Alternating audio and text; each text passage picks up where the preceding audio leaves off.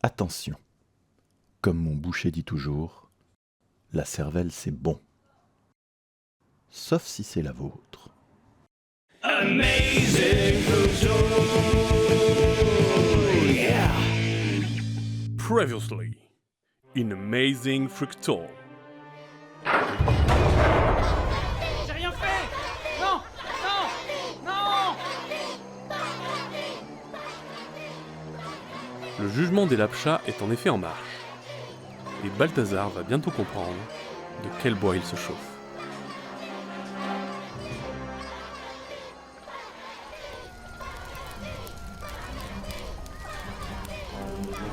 Narrateur, dis-moi que je vais pas mourir.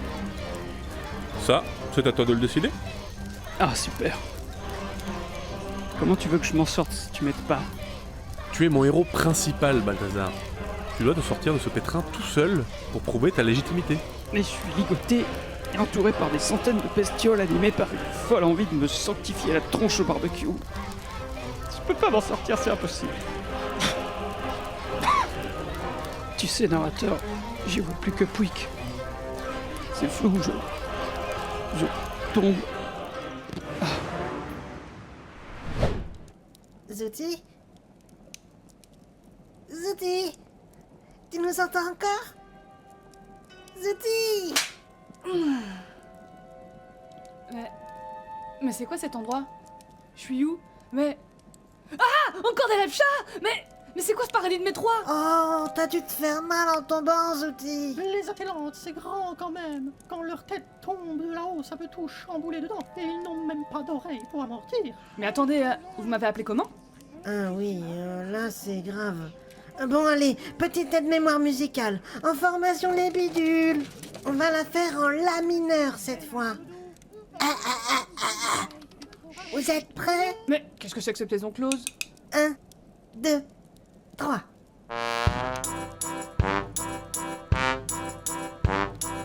Vu que tu ne t'en souviens plus, nous allons te rendre la mémoire. Le soir à nous dans le flux, on ne te demande pas de pouvoir. Tu es l'enfant de la forêt qui un soir nous est apparu. Tu nous portes de l'intérêt, mais tu as longtemps disparu.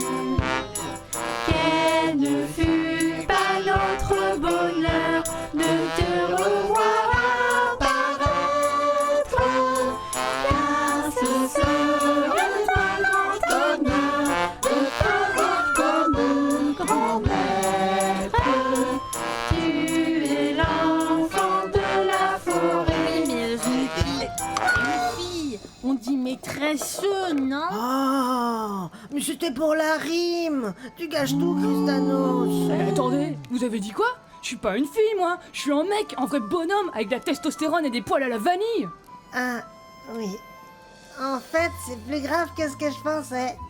Bon, on va te faire prendre l'air, Zouti. Amenez-la sur le balcon, faut qu'elle respire. Mais c'est quoi ces cheveux blonds? Je suis Zouti! Non, c'est bon, elle reprend conscience. Mais alors, ça veut dire que j'ai réussi un transfert dans la tête de Zouti? Haha, dans ta gueule, IP! Oui, Ponzo, mais lui, il faut plus d'air. Vite! Ok, analyse de la situation. Je suis dans Zouti, ou sur un balcon, qu'est-ce que je vois? Il passe en contrebas, plein de crétins, des torches, un échafaud, et mon corps dessus!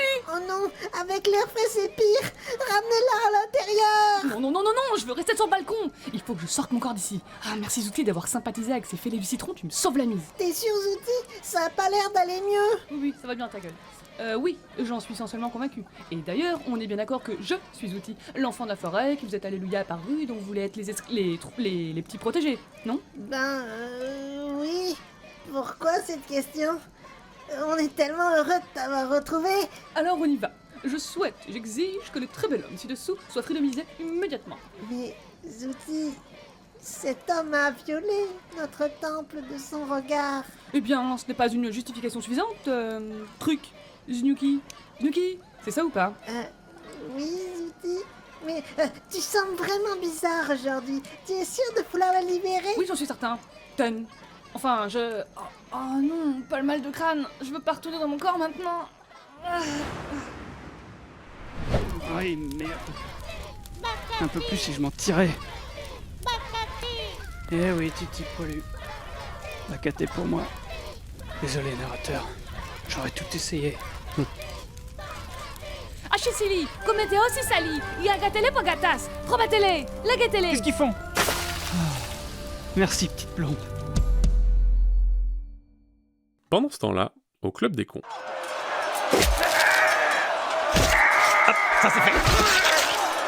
C'est notre sauveur. Il a des lunettes étranges.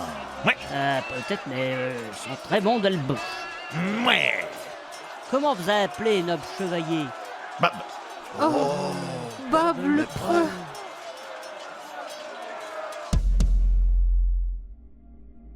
Enfin, nous avons un héros capable d'utiliser son pouvoir au bon moment, même s'il manque encore clairement de maîtrise.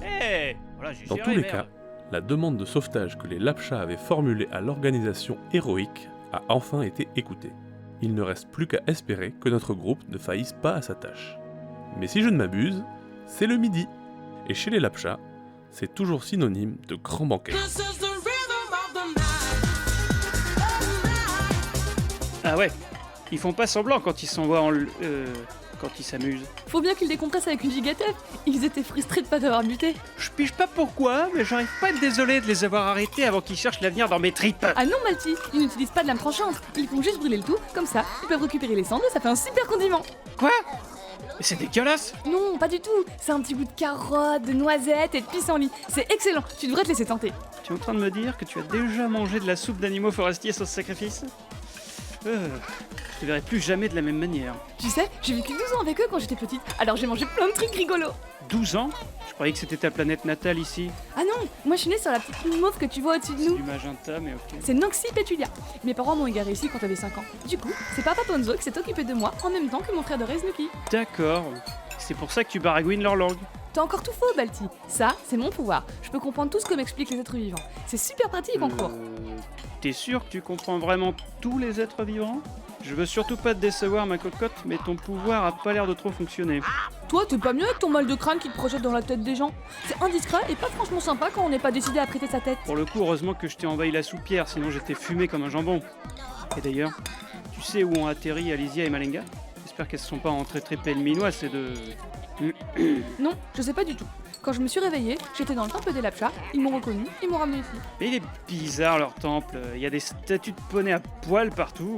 C'est normal ça? Oui, les Lapchas sont très pieux. Ils souhaitent ardemment le retour de leur divinité. Les poneys sont partis il y a maintenant des lustres à cause des hommes mi-loutres, mi-hommes, mi-bêtes et remi-hommes derrière. Les quoi? Les hommes loutres, ce sont les prédateurs des Lapchas. Quand j'étais petite, ils nous fichaient presque la paix, mais avec les années... Tu m'étonnes, ils doivent être sacrément relous tes copains. Quoi? Non, ils sont juste de plus en plus nombreux. Alors ils se sont installés un peu trop près des zones habitées par les loutres. Depuis, la lutte est féroce et complètement déséquilibrée. L'arme la plus puissante des Lapchas, c'est la fourchette. Oui, j'en sens encore la cuisante morsure à peu près à mi-cuisse. Je rigole pas, Balti. Il faut faire quelque chose. Mais qu'est-ce que tu veux qu'on fasse? Mais oui! Je comprends la mission que nous a confiée Bogoslavski Zouti. C'est ça! Faire revenir les dieux poneys dans la forêt en chassant les hommes loutres à moitié pas aidés. Moi, ça me semble logique, j'avais compris. Ton pouvoir est vraiment aléatoire, Zouti. Lustra, Taxactovrala, cache tes billes. Hein? C'est quoi ce truc? Apparemment, il a entendu des bruits dans les buissons, et ça serait des loutres. Ou alors c'est l'autre chelou de ma cellule qui a réussi à se tirer. Il avait pas l'air net. Zouti, Adoudadis, Adouda Zouti, Kiratae. On va vous aider, Snuki. Restez derrière Balti et moi. Pourrais-je avoir autre chose qu'une cuillère pour me battre? S'il vous plaît. Ça se rapproche. Bon, restez devant moi et soyez courageux. Moi je me casse. Balti? Oh, ça va. Bon, je voulais dire restez derrière moi et soyez courageux. Affrontez-les de face comme de vrais guerriers. Hein? Mais qu'est-ce qui se passe? Ah non, hein? Pas de retraite taratata. Oh! Où qui sont les guerriers invincibles, les guerriers à la force surhumaine? Où qui sont les guerriers là, hein? Vous imaginez si les droïdes avaient battu en retraite? Eh ben, Tintin l'Empire. Pas de Vador, que dalle. Alors mettez-y un peu du vôtre. Quoi? Non mais, vous avez de l'arthrite dans les genoux ou quoi? Restez debout. Soyez des hommes, enfin des Lapchas. Avec des couilles quoi. Merde. Balti, mets-toi à genoux. Qu'est-ce que c'est que ce trip New Age à la con? C'est les poneys. Quoi? Mais Mets-toi à genoux. Ah, oui. Ok. Ils sont enfin là, Balti. T'as vu? Les 21 poneys au complet. Et ils nous regardent tous, leurs crinières volant au vent. Oh, c'est vrai! Quoi? Qu'est-ce qui est vrai? Ils vont nous présenter leur leaduse. Bah tiens, si elle est aussi pro de terrata de soin que les autres... Tadam, c'est moi. Oh, une licorne! Regarde, Balti, c'est une vraie licorne! Alors les bouseux, vous en pensez quoi de mon look ravageur? Ouais, passionnant, mais... Je connais cette voix. J'avoue que moi aussi, la première fois, ça m'a fait bizarre. Et je comprends votre étonnement. Mais avouez quand même, j'ai une sacrée croupe, non? Mais c'est ma copine! Hein? Quoi? Balti? Ils t'ont fait quoi, les équidés de la nuit? Ils t'ont transformé en poney à monocorne sauteuse? Ça t'impressionne, hein? Là, comme ça en jette plutôt pas mal. Mais t'es pas condamné à rester comaque jusqu'au bout de ta vie, quand même. Ah bah non, en fait. T'inquiète pas, mon chou, je vais bien. Et tous mes ongles sont intacts. Alicia, c'est ton pouvoir de transformer en licorne? Bah oui, c'est génial, non? Juste une petite question, Lizzie. Elle est pas avec toi, Malenga? Quoi? Oui. J'y crois pas. Je viens de retrouver mon chéri et la première chose qu'il me demande, c'est les nouvelles de l'autre cruche. Mais non, mais pas du tout, voyons. Pourquoi tu t'énerves? C'est pas du tout ce que tu penses, enfin, ma moumoune d'amour. C'est toi que j'aime, enfin, voyons. Je pense juste à nous, à la nôtre pour notre TP, hein, à notre avenir, à notre lune de miel, à nos enfants, tout ça, enfin, tu vois. Il fait chaud, là, quand même. Oh, mais je vais t'en donner des nouvelles. Mademoiselle la pédante alias Malinga Granit s'est fait capturer par des loutres. Voilà. Je rajouterais bien un bien fait pour sa gueule, mais mon incroyable sang-froid m'en empêcherait. Quoique peut-être pas en fait. En plus, c'est cette poufiasse qu'elle téléportit. Mais c'est une infarneuse! Comment elle a pu se faire capturer si facilement? En tout cas, ça la rend pas sympa. Bon, vous êtes gentil, mais c'est quoi une inferneuse? C'est une bombe. Une bombe. Elle a quand même des super grands pieds. Oui, c'est ça! Un infarneuse peut rendre instables les atomes de tout ce qu'il touche avec ses mains et les faire exploser. Ah bon? Mais c'est méga violent! Ne détourne pas le sujet! Tu te rends compte que tu es quand même gonflé? Me parler de Malenga alors qu'on vient juste de se retrouver? C'est pas moi qui ai dit que c'était une bombe. Pendant ce temps, dans une tour maléfique digne d'un grand seigneur du mal, le grand maître Gersan de Loutrinor découvrait avec satisfaction la créature capturée par ses sous-fifres. Grand maître, voici l'intruse que nous avons capturée lors de nos patrouilles autour du village des irréductibles Lapcha. Bien, c'est parfait. Mais que s'est-il passé? Elle est couverte d'hématomes. Comment voulez-vous que je la revende dans cet état? Nous l'avons trouvée déjà blessée, maître. A priori, elle s'est faite piétiner par un cheval et elle tenait une touffe de poils blonds et roses et un marteau de guerre bizarre. Quand elle se réveillera, prévenez-moi. Je lui réciterai mes haïkus de mes chants. Corbeau dans le jardin. Bien sûr, maître. Oh, quand vous êtes cruel, maître. Quand vous êtes inventif. Maître Loutrinor! Maître Loutrinor! Monsieur Majla, vous êtes encore en retard. Morne flaque. Nous avons détecté un humain près du village Lapcha et... elle est belle cette captive. C'est normal la peau bleue? Elle n'est pas pour toi, vermine. Tu ne saurais rien en faire. Rassemble plutôt tous nos hommes en bas de la tour et lance l'offensive sur le village des Lapcha. Chat tombé du toit. Bien, maître. Mais pourquoi maintenant? Nous pouvons les écraser depuis des mois déjà. Qu'est-ce qui vient de changer? Je t'ai donné un ordre, Machelard. Exécute-le. Bien, maître. Esclave perdu dans le noir. 2 intrus en si peu de temps. Les Lapchas seraient donc surveillés par les autres tarlouse en collant. Il faut que je mette Dame Fraîche au courant. Prenez un échantillon et envoyez-lui. Espérons juste que cet humain repéré plus tôt n'ait pas le temps de former une révolte parmi les Lapchas. Tristesse à minuit. Tristesse à minuit. Bon. Alors on va faire simple. Traduction Lapcha activée.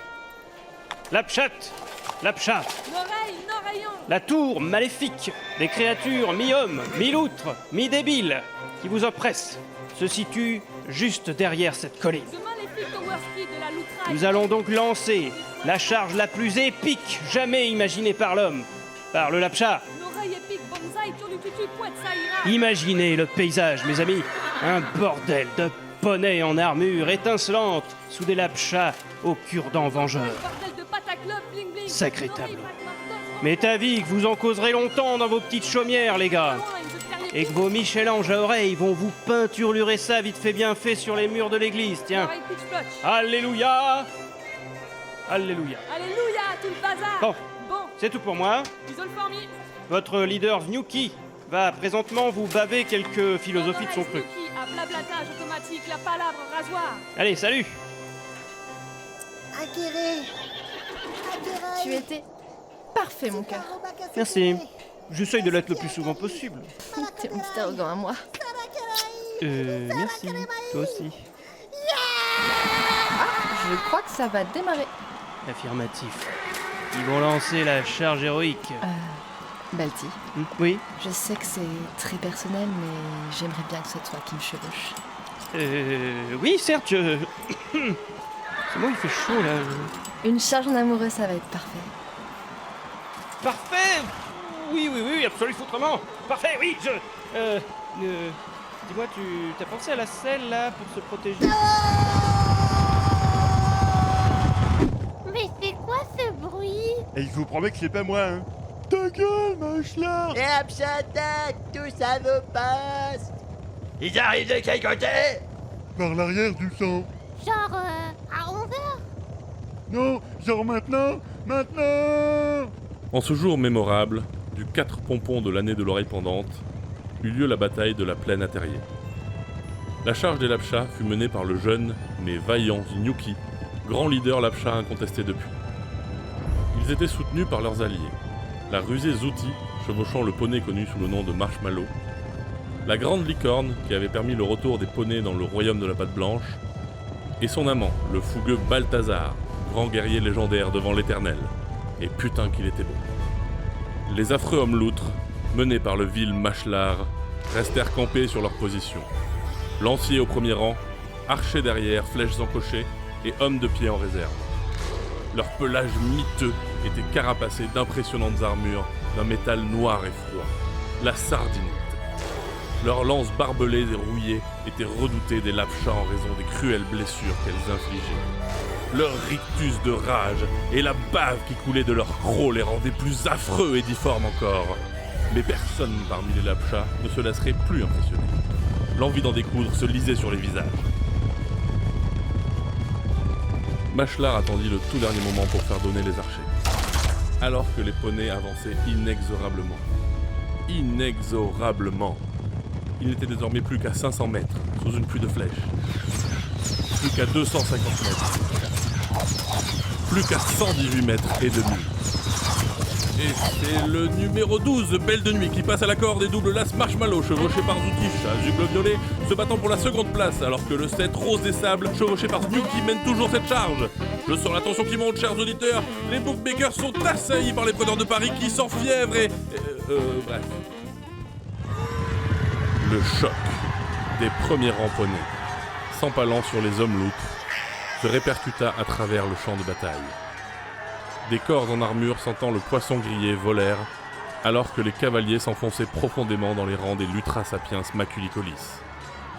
Les hurlements de blessés commencèrent à se faire entendre. Les pertes étaient égales des deux côtés. Les Lapchas à pied rejoignirent le combat et empêchèrent les premiers rangs loutres de se refermer sur leur cavalerie. Ils opéraient par commando fourchette et en profitaient pour achever les loutres au sol. La bataille semblait s'éterniser sans qu'aucun des deux camps ne parvienne à prendre l'avantage. La lutte était terrible et nos héros ne voyaient que les ombres des ennemis, qui revenaient toujours en surnombre. Les Lapchas tombaient, l'un après l'autre, devant leur regard, sous le poids des armes que possédaient tous ces barbares. Le désespoir guettait, et les Loutridés, plus nombreux, commençaient à flairer la victoire. Soudain, au moment où tout semblait perdu, le soleil sortit de derrière les nuages, éclairant la scène d'un rayon bienveillant. Malgré un anticyclone récalcitrant au sud-ouest de l'Espagne, de fortes pluies sont à prévoir en Val-de-Morve et quelques trajets pourraient atteindre la Grandée d'ici la fin de semaine. Les armures des poneys s'embrasèrent de mille feux, et les hommes loutres, dont l'intolérance à la lumière et de notoriété publique, furent éblouis au 42e degré. C'est énorme. Un vent de panique secoua la masse loutresque, qui commença même à rompre les rangs. Lorsqu'ils virent la détresse de leurs adversaires rongeurs, les Lapchas se mirent à hurler. Leur hargne se fit plus insistante, jusqu'à mettre les hommes loutres totalement en déroute. Le sort de la bataille s'était joué à un rayon de soleil. Mais la postérité ne retiendra que le courage et la vaillance des leaders Lapchas. Car ainsi s'écrit l'histoire. Ouf, je suis épuisé, moi. On a gagné! On a gagné! Tu l'as dit, Zouti. Ouais! Tu as été parfait, mon cœur. Merci, petit ange. Allez, il ne reste plus que cette tour. Malenga est sûrement dedans.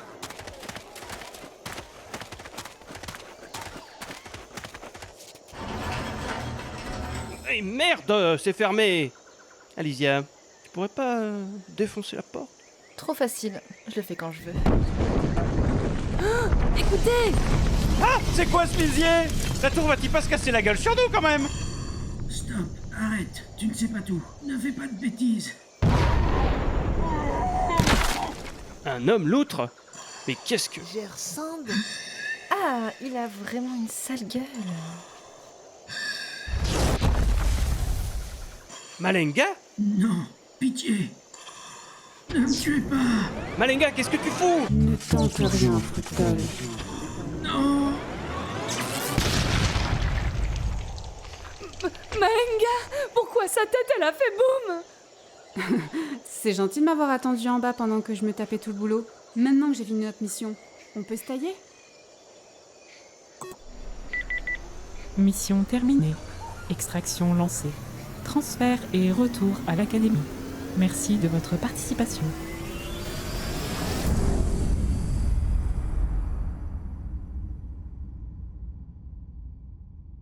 Et bien voilà. Ainsi s'achève le premier acte des aventures de Balthazar Fructole, Isaac Tenenbaum, Alicia Kramer, Zouti Clockhart, Jacob Raffner, Malenga Granit et tous ces personnages que vous aimez tant. C'est donc sur cette conclusion explosive que nous vous donnons rendez-vous pour l'épisode 7, afin de commencer l'acte 2 de notre histoire, qui opposera Balthazar à des adversaires terribles, tels que les examens du premier semestre, la bonne gestion de sa vie de couple, et parfois les super vilains en collants trop serrés, parce que c'est cliché, mais on adore ça. Mes super hommages, chers super auditeurs.